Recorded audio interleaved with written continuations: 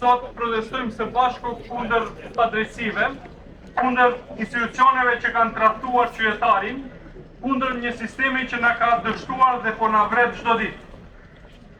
Kjo është një shkatrim moral dhe funksional i shtetit, ndërtuar mbi korrupsion dhe pandëshkueshmëri. Dhe për këtë ne nuk do të heshtim. Zero heshtje dhe tolerancë kundër zinxhirit vrasës të padrejtësisë.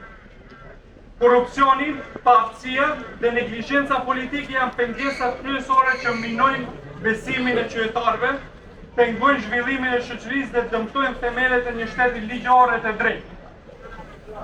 Dhe më shumë se kur sot kemi nevojë për zbardhje të rasteve, dëshkim të fajtorëve dhe vendosjen e drejtësisë për të parandaluar përsëritjen e veprimeve që po na vrasin.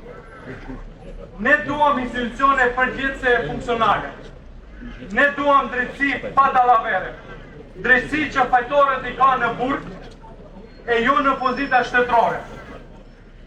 Ne duam drejtësi që nuk blehet e që nuk shitet. Drejtësi ku askush nuk është mbi ligjin dhe ligjin që është mbi pushtetin.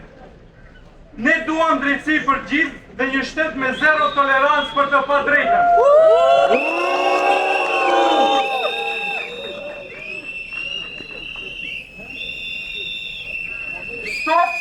Sot më shumë se kur është nevoja për pastrim dhe ristartim të sistemit.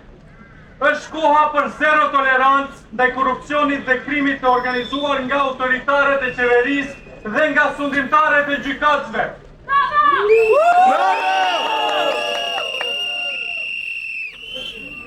Sepse gjithçka duhet të fillojë nga zero.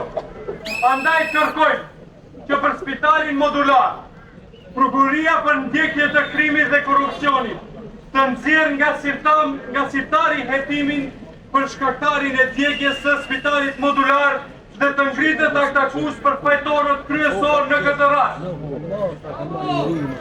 Njëkohësisht kërkojmë krijimin e një ekipi të pavarur që do të hetojë të gjithë ata që kanë zbaritur këtë lënë qëllimisht. Përfshirë këtu edhe prokurorët publik. Gjykimi aktual për këtë lënë të zhvillohet pa ndikim politik e biznesor të oligarkëve.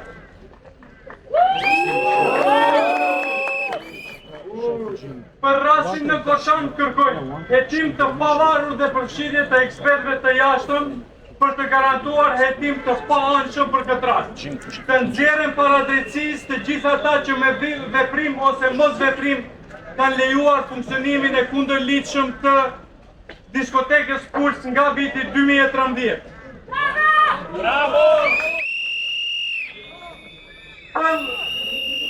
Për Laskarcën kërkojmë që gjykata e apelit të kthejë lëndën në rigjykim dhe të i merr parasysh ankesat e prokurorisë publike për dënime më të larta për të akuzuarit, ndërsa pronarëve të Durrës të ju ndalohet ushtrimit kësaj veprimtarie.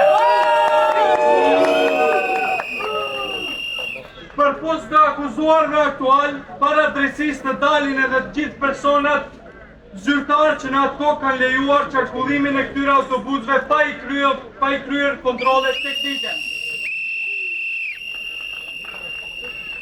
Për Besatran, kërkojmë që gjykata penale të shqiptojë dënime më të larta për të akuzuarit aktual në këtë rast, pasi lënda është kthyer në rigjykim.